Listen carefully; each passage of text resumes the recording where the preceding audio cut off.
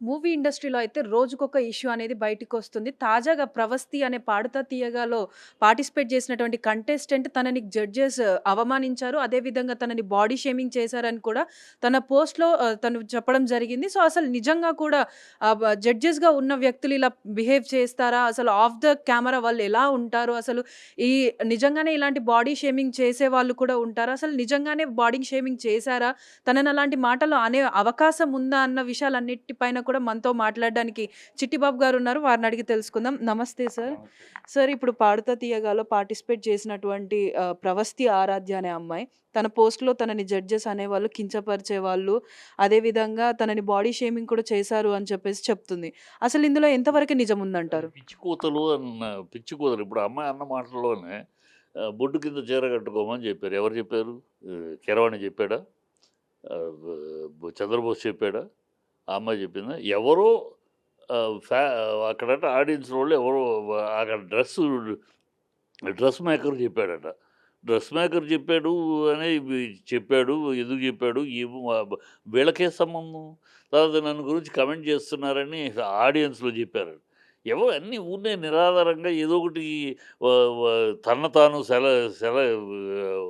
Promote చేసుకుంటానికి చేసే దౌర్భాగ్యపు మాటలుగా ఉన్నాయి తప్పితే, వాళ్ళకేం అవసరమ్మా? వాళ్ళే సెలబ్రిటీ వాళ్ళకిప్పుడు 'కీరవాణికి' ఒక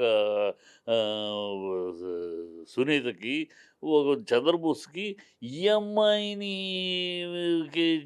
చేయాల్సిన అవసరం తద్వారా వాళ్ళకొచ్చేదేమిటి? వాళ్ళు already they proved what they are. వాళ్ళ కెపాసిటీ ఏంటి? వాళ్ళు జడ్జెస్‌గా ఉన్నారంటే ఊరినే ఆషామాషీగా సరదాగా పెట్టలా. వాళ్ళకి వాళ్ళ వాళ్ళ దీంట్లో వాళ్ళు నిష్ణాతులు కనుకే పెట్టారు. They proved. నిష్ణాతులని చెప్పగల ప్రూవ్ చేసుకున్నారు. సో, వాళ్ళేదైనా తప్పుందని చెప్పారంటే తప్పే.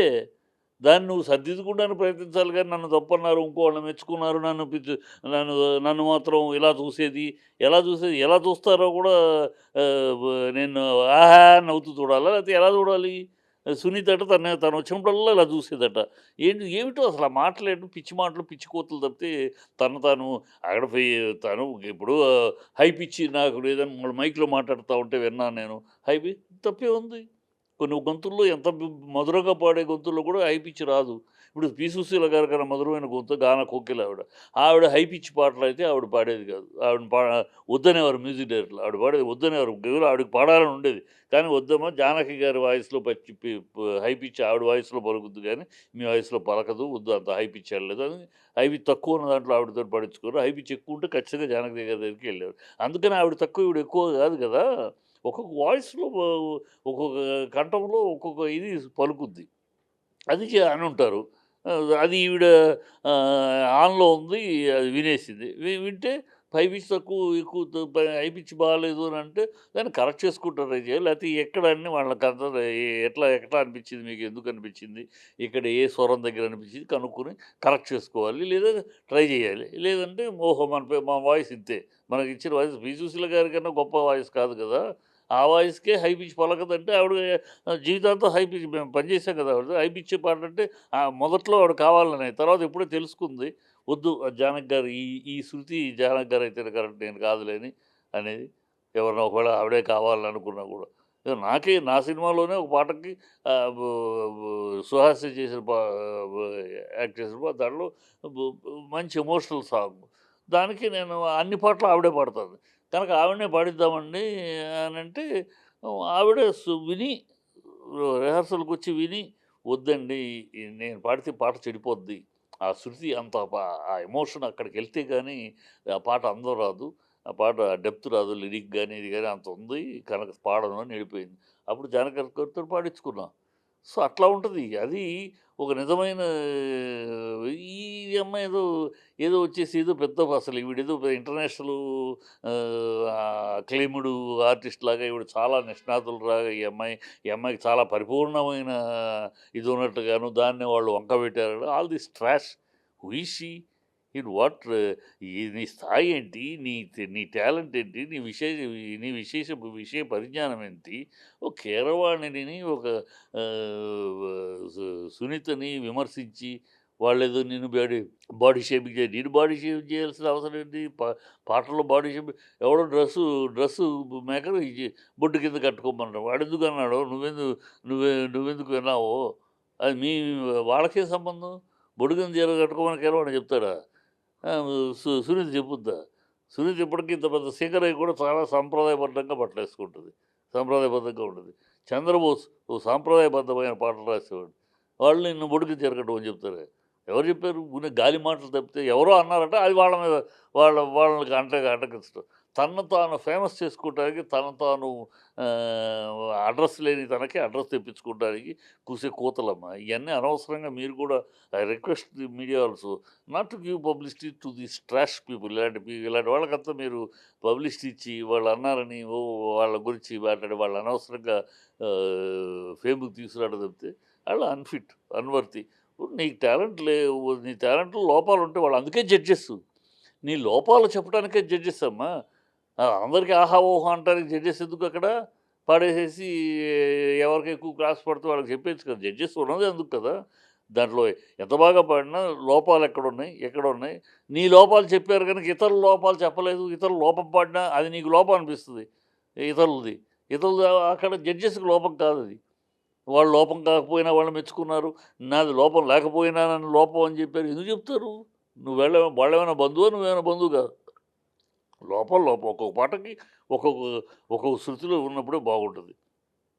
మల్లె పువ్వా అని పాడాలంటే, మల్లె పువ్వా అని మ సు సు చాలా సున్నితంగా అనాలి. మల్లె పువ్వా అని మ్యూజిక్ కోసం అంటే ఎంత అసహ్యంగా ఉంటది.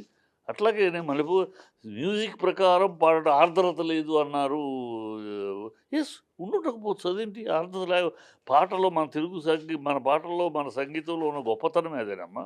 మన సంగీతంలో ఉన్న గొప్పతనం ఏంటంటే, ఒక్క ఊరినే రిథమ్ కోసం తాళజ్ఞానంతోటి పాడేయటం కాదు. భావ ప్రకటన. అదే ఆర్ద్ర ఒక మనిషి 'రారా కృష్ణయ్య' అని పాడుతా ఉంటే ఆ ఆర్ద్రత కనపడదు. 'రారా కృష్ణయ్య' ఆ ఆర్ద్రత ఉండాలి. మామూలు మ్యూజికల్‌గా 'రారా కృష్ణయ్య' బాగా పాడేస్తే నేను బాగా పాడితే ఆర్ద్రత లేదంటాడు ఆయన అంటే ఎట్లా? మన సంగీతంలో ఉన్న గొప్ప విషయమే అది. ఇంగ్లీష్ మ్యూజిక్‌కి, మన మ్యూజిక్ ఉన్న గొప్పతనం ఇంగ్లీష్ మ్యూజిక్‌లో ఈ భావ ప్రకటన కన్నా రిథమే.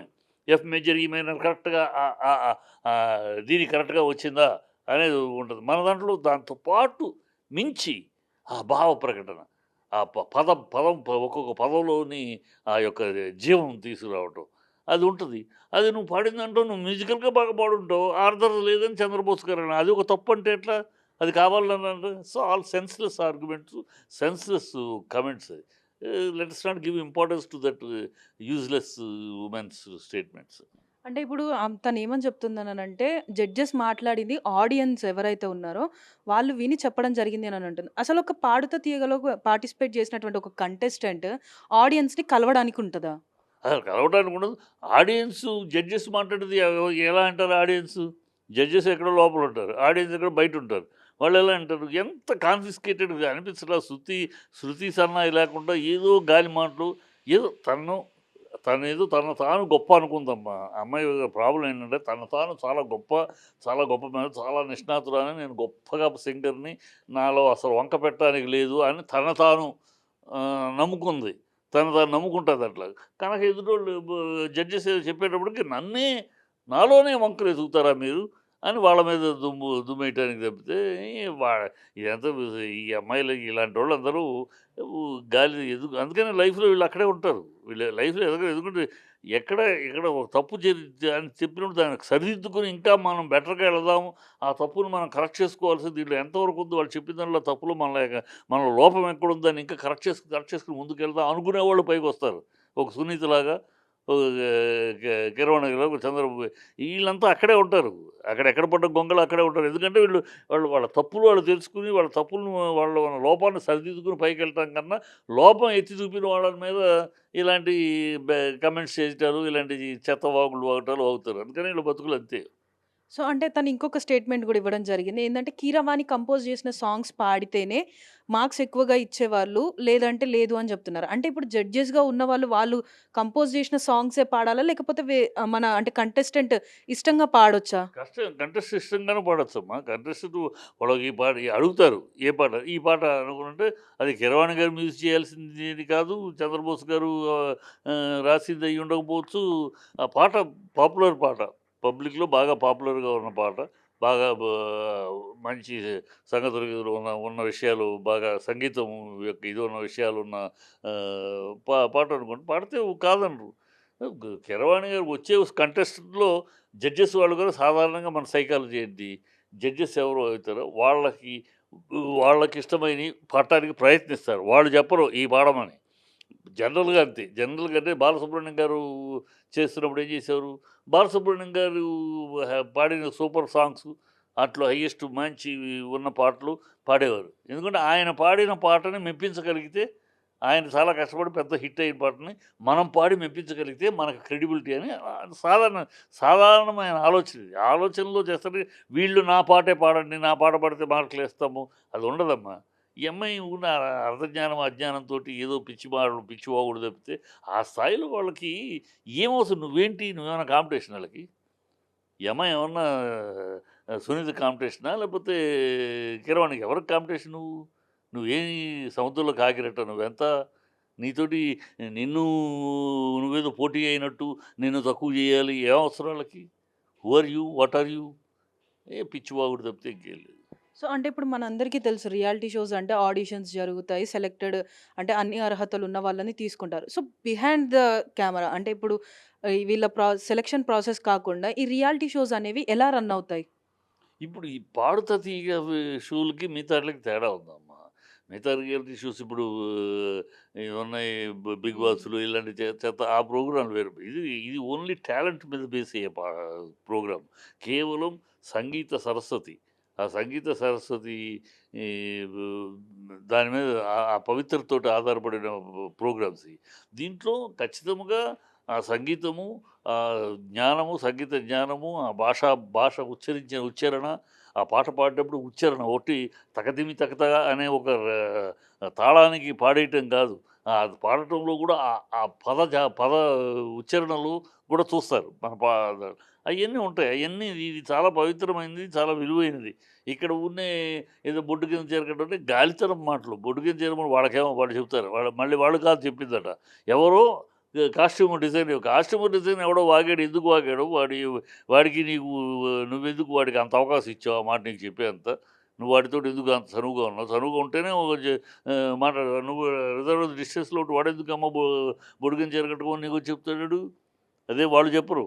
వాళ్ళు చెప్పాల్సిన అవసరం ఏముంది? నీవు బొడుగిన చీర కట్టుకుంటే ఏంటి? వాళ్ళకి కావాల్సింది కంఠం, స్వరం అది గదా! వాళ్ళు జడ్జ్ చేసేదది. నువ్వు బొడ్డు కింద చీర కట్టావో, బొడ్డు మీద చీర కట్టావో వాళ్ళకేం అవసరం జడ్జెస్‌కి? వాళ్ళసలు అలాంటి క్యారెక్టర్‌లు కావు. తెలుసు ఇవాళ కొత్తగా నువ్వు చెప్పాలా కీరవాణి గారి క్యారెక్టర్ గురించి, చంద్రబోస్ గారి క్యారెక్టర్ గురించి, సునీత క్యారెక్టర్ గురించి నువ్వు చెప్పాలా? వాళ్ళు అలాంటి సు సు సు సంస్కారహీనులు అని నువ్వు చెప్తే, వాళ్ళకంత సంస్కారం లేదో నువ్వు చెప్తే నమ్ముతారా ప్రజలు? వాళ్ళు ఎంతటి సంస్కారవంతులో, ఎంతటి పద్ధతి గలోళ్ళో, ఎంతటి మర్యాదస్తులో సమాజానికి తెలుసు. ఇవాళ ఆఫ్టర్ ఆల్ నువ్వొచ్చేసి ఇవాళ సముద్రంలో కాకిరెట్టో నువ్వొచ్చేసేసి ఏదో వాళ్ళ సంస్కారాన్ని గురించి తప్పుడు కూతలు కూస్తే ఎట్లా బుద్ధి లేకుండాను. సో, అంటే ఇప్పుడు అన్‌అఫీషియల్‌గా 'జ్ఞాపిక ప్రొడక్షన్స్' వాళ్ళు కూడా అనేదేంటిదంటే, తను ఎలిమినేట్ అయిపోయింది అన్న ఒక ఉద్దేశంతోటే ఇలాంటి తప్పుడు ప్రచారాలు చేస్తుంది అని అంటున్నారు. ఈ వాక్యాలతోటి మీరు ఏకీభవిస్తారా? నేను ఏకీభవిస్తున్నా ఖచ్చితంగా. ఆ అమ్మాయి ఎప్పుడైతే ఎలిమినేట్ అయిందో, తన యొక్క లోపాలని, తన యొక్క ఫెయిల్యూర్‌ని అంగీకరించలేక అది ఈగోలు. ఆమె ఇలాంటోళ్ళేంటంటే వాళ్ళని వాళ్ళు గొప్పగా అనుకుంటూ ఉంటారమ్మా. వాళ్ళని వాళ్ళు చాలా గొప్పగా మనం చాలా వీళ్ళెవరు పనికిరారు మన ముందు. మనం అంత టాలెంటెడ్ అని వాళ్ళని వాళ్ళు అద్దం ముందు నుంచొని you are great, you are great, నువ్వు గ్రేట్ అనుకునే బాపతులు. వాళ్ళ అద్దం ముందు ఉంచి వాళ్ళనే వీళ్ళు వాళ్ళని వాళ్ళే పొగుడుకు సుఖచేతమార్తెనాలు బాపతులనమాట. అలా తను తాను గొప్ప అనుకుంది. ఎప్పుడైతే తేలిందో భరించలేక, జీర్ణించుకోలేక తన తప్పులు తను సరిదిద్దుకోవాలనో నెక్స్ట్ టైమ్ అయినా ఈ లోపాలు వాళ్ళు చెప్పిన లోపాలు మనం కరెక్ట్ చేసుకుంటే బెటర్ అనే ఆలోచన కన్నా ఈ రివర్స్‌లో అందుకని నేను చాలా గొప్పగా పాడాను, చాలా ఘనంగా పాడాను, చాలా పాండిత్యము సాయి నాలో ఉంది. కానీ వాళ్ళు కావాలని నన్ను తొక్కేశారు అని చెప్పించుకొని తన ఓటమికి, తన ఫెయిల్యూర్‌కి సాకులు ఎతకడం తప్పితే ఇంకోటి లేదు. నువ్వెంత నిన్ను నిన్ను నీ మీద పగబట్టి చేయాల్సిన అవసరం వాళ్ళకేముంది? నువ్వేంటి వాళ్ళకి ఏ రకంగా కాంపిటీషను? ఏ రూపంలో కాంపిటీషను? నువ్వేమైనా కాంపిటీషనా వాళ్ళకేమన్నా? నీ మీద వాళ్ళు నిన్ను తొక్కిచ్చి తొక్కడానికి బుద్ధుండాలి. మాట్లాడేటప్పుడు లాజిక్ ఉండాలి. ఉన్న అమ్మాయి వేస్ట్ మెటీరియల్ అమ్మ. ఊరినే అది ఇలాంటోళ్ళంతా లైఫ్‌లో పైకి రారు. అక్కడే ఉంటారు అంతే. ఎక్కడ పడ్డ గొంగళి అక్కడే కొట్టుకుంటూ ఉంటారు. ఎందుకంటే ఎవరైనా సరే ఎప్పుడు పైకొస్తారంటే అందుట్లో సరస్వతి. సరస్వతి దగ్గర ఉన్నోళ్ళు ఆ ఒబీడియన్స్ తప్పును తెలుసుకుని, తప్పు మనలో ఉన్న లోపాలు తెలుసుకుని ఆటిల్ని సరిదిద్దుకుని పైకెళ్ళేవాళ్ళే. అదే మరి అందుకే ఇందాక జానకిను, పి. సుశీల గారి విషయం. పి. సుశీల గారు గనక ఈ ఈ నీ హై పిచ్ మీరు మీ గొంతులో బాగా రాదు. జానకి గారితోటి వచ్చినంత హై పిచ్ మీ దాంట్లో రాదు అని మ్యూజిక్ డైరెక్టర్స్ ఆ రోజుల్లో అన్న రోజుల్లో ఆవిడ కొన కోపగించుకుని ఇలాగుంటే ఆవిడ ఉండేది కాదు కెరీర్. ఆవిడ అర్థం చేసుకుంది. ఇంతమంది పెద్ద పెద్ద మహానుభావులు వాళ్ళు చెప్తున్నారు. నా గొంతులో పిచ్ వెళ్ళినప్పుడు హై పిచ్ వెళ్ళినప్పుడు జీరోస్ కరెక్ట్‌గా ఉండట్లేదు. ఆవిడ దాంట్లో బ్రహ్మాండంగా ఉంటుంది. సో, హై పిచ్ ఆ తర్వాత ఆవిడే high pitch music director tune వినిపించగానే నార్మల్‌గా ఒక స్టేజ్‌లో మ్యూజిక్ డైరెక్టర్‌లే హై పిచ్ అనగానే ఆవిడ కాదనుకునేవారు. ఒకవేళ ఈవిడే కావాలి అని ప్రొడ్యూసర్‌లు ఏమన్నా కావాలి అనుకుంటే అది పిచ్ తగ్గించగలిగితే తగ్గించేవారు. తగ్గించిన సాంగ్ బాగానే ఉంటుందనుకుంటే లేదంటే లేదు పిచ్ తగ్గిస్తే పోద్దనుకుంటే జానకి గారి దగ్గరికెళ్ళేవారు. అట్లా ఉండేది. అది ఎదుగుదలకి, పెరిగే వాళ్ళకి, సంస్కారం ఉన్న వాళ్ళకి లక్షణాలు. మన తప్పు వీళ్ళు చెప్పేటి తప్పులు మనం కరెక్ట్ చేసుకుందాం. మనం బెటర్ చేసుకుందాం. లేదు మన స్థాయి ఇది. ఓకే. మన పిచ్చి ఇంతవరకే. సో, దీంట్లోనే మనం ఉండాలి. దాన్ని దాటి మనం ఏదో పులిని చూసి నక్కవత్తుకుంటూ వాళ్ళేదో పాడినట్టు మనం పాడేద్దాం అనుకుంటే మనం ఇలా ఫెయిల్యూర్ అవుతాం. ఇయన్నీ కరెక్ట్ చేసుకోవాలి. చేసుకుంటే బాగుపడతారు. అయితే అంతే వీళ్ళు అందుకని ఇక్కడే ఉంటారు. ఈ అమ్మాయి పేరు ఇంతవరకు ఎప్పుడు విన్నావు నువ్వు? ఎప్పుడైనా విన్నావా? మరి ఇంత గొప్ప సింగర్ అయితే అన్నీ పర్ఫెక్ట్‌గా పాడగలిగే గొప్ప సింగర్ అయితే అసలు ఈ పాటికి ఎక్కడో మారుమోగాలిగా పేరు. ఈళ్ళంతే ఈళ్ళ బతుకులు అంతే. ఈళ్ళు ఎంతసేపు ఇలాగే ఆహ్, వు ఆహ్, బ బ కొట్టుకుంటూ ఉంటారు. అక్కడక్కడే కొట్టుకుని ఎక్కడ పడ్డ గొంగళి అక్కడే అలాగే ఉంటారు. పెరగరు, ఎదగరు, ఎదిగే జ్ఞానము, విజ్ఞానము, పరిజ్ఞానము ఉండదు ఈళ్ళకి. సో, అంటే ఇప్పుడు తనేమంటుందంటే, నేను చిన్నప్పటి నుంచి సాంగ్స్ అనేవి పాడుతూ వచ్చాను. ఇదే 'పాడుతా తీయగా'లో నాకు స్టాండింగ్ ఓవియేషన్ ఇచ్చారు. దాని తర్వాత నన్ను ఎలిమినేట్ చేశారు. సో, ఇలా నన్ను ఎదగనివ్వకుండా చేశారు కాబట్టి, నేను నా డ్రీమ్‌ని వదిలేసుకుందాము అనుకుంటున్నాను అని జెప్పి కూడా అంటుంది. దీని గురించేమంటారు? ఎవరమ్మా ప్రతోళ్ళు డ్రీమ్ చేస్తారమ్మా. ప్రతోళ్ళు నంబర్ 1 సింగర్‌నవ్వాలి, నంబర్ 1 అవార్డ్ తెచ్చుకోవాలి ప్రతోళ్ళు ఉంటారు. అది అవ్వలేదు గనక నన్ను తొక్కేసారంటే ఎట్టా? నేను బ్రహ్మాండమైన నంబర్ 1 డైరెక్టర్ అవ్వాలని కోరుకున్నానమ్మా. బ్రహ్మాండమైన డైరెక్టర్ అయిపోవాలి. నా టాలెంటు నేను అంత 40 సినిమాలు పనిచేశాను. 10 డైరెక్ట్ చేశాను. ఇప్పుడు 'సౌందర్య' లాంటి దాన్ని నేనే పట్టుకొని తీసుకొచ్చాను. నా దగ్గర చాలామంది పనిచేసినోళ్ళు పెద్ద డైరెక్టర్లు అయ్యారు. కృష్ణవంశీ అవ్వచ్చు, శివనాథేశ్వరరావు అవ్వచ్చు, చాలామంది నా దగ్గర ఒక 5, 6 పెద్ద డైరెక్టర్లు అయ్యారు. సో, నేను పెద్ద డైరెక్టర్‌ని అవ్వాలనా? అవ్వలా. అందుకని నన్ను తొక్కేసారన్నా నేను. నన్ను తొక్కేసారు, నొక్కేసారు. నా శిష్యులు పెద్దోళ్ళయ్యారు. నేను అవ్వలేదు. ఇది పిచ్చి కూతలమ్మా. ఎంత ఎవరిని తొక్కరమ్మా. ఎవరు తొక్కలేరు. నీ టాలెంట్ ఉంటే నీ దగ్గర టాలెంట్‌కి అదృష్టం, కొంచెం అదృష్టం అంతే. టాలెంట్ ఉంటే వస్తావు. అదృష్టం ఉంటే పై స్థాయికి అదృష్టం కలిసి రావాలి. డెఫినిట్‌గా సినిమా ఫీల్డ్‌లో టాలెంట్‌తో పాటు అదృష్టం అనేది కావాలి. అది వాస్తవం దాంట్లో. సో, అదృష్టం ఉంటే నీకు టాలెంట్ ఉంటే ఆటోమేటిక్‌గా ఒక రోజు కాకపోతే ఒక అది నీ టాలెంట్‌లోనే లోపాలున్నాయి. నువ్వనుకుంటున్నావు నేను గొప్ప అని. నేను అనుకుంటా నేను గొప్ప అని. రేవంత్ రెడ్డి కన్నా నేను బ్రహ్మాండంగా పరిపాలించగలను. నేను స్టూడెంట్ రోజుల నుంచి యూనియన్ సెక్రటరీగా స్టూడెంట్ యూనియన్‌కి పనిచేశాను. అప్పటి నుంచి ఇప్పటిదాకా రాజకీయాలు చూస్తున్నాను. రేవంత్ రెడ్డి కన్నా నేను బ్రహ్మాండమైన పరిపాలన చేయగలనని నేను అనుకుంటాను. ఇది హాస్యాస్పదం. తనతో ఒకటి ఎవడికి అవసరం నిన్ను తొక్కడం? నువ్వొస్తే ఎవరికి పోటీ? ఎవరికి కాంపిటీషన్ నువ్వు? నువ్వు ఇవ్వటం రావటంలో ఎవరికి నష్టం? ఏమీ లేదు. ఎందుకు నేను తొక్కాల్సిన కర్మ, అవసరం ఎవడికుంది? ఉన్న పిచ్చి కూతలు నన్ను తొక్కేసారు. మానేస్తే మానేయి. ఎవడు గమ్మున నువ్వు మానేస్తే గొడ్డు పోద్దా? నువ్వు మానేస్తే పాడుతా తీగ ప్రోగ్రామే అయిపోద్దా? ఏంటది పిచ్చి కూతలు తప్పితే. Thank you sir. సో, చూస్తున్నాం కదా! అంటే తను చేసినటువంటి వ్యాఖ్యలలో ఎంత మాత్రం కూడా నిజం లేదు. ఎందుకు అనంటే అక్కడున్న జడ్జెస్ ఎవరైనా కూడా ఎంఎం కీరవాణి కానీ, సునీత కానీ, ఇటు చంద్రబోస్ గానీ వాళ్ళు ఎన్నో పాటలని కంపోజ్ చేసి, రచించి ఈ స్టేజ్‌కి వచ్చిన వాళ్ళు. తను ఒక కేవలం కంటెస్టెంట్. తను తన ఓటమిని తీసుకోలేక ఇలాంటి వ్యాఖ్యలన్నీ చేస్తుంది. దాంట్లలో ఏమాత్రం కూడా నిజం లేదు అని చెప్పేసి చిట్టిబాబు గారు చెప్తున్నారు.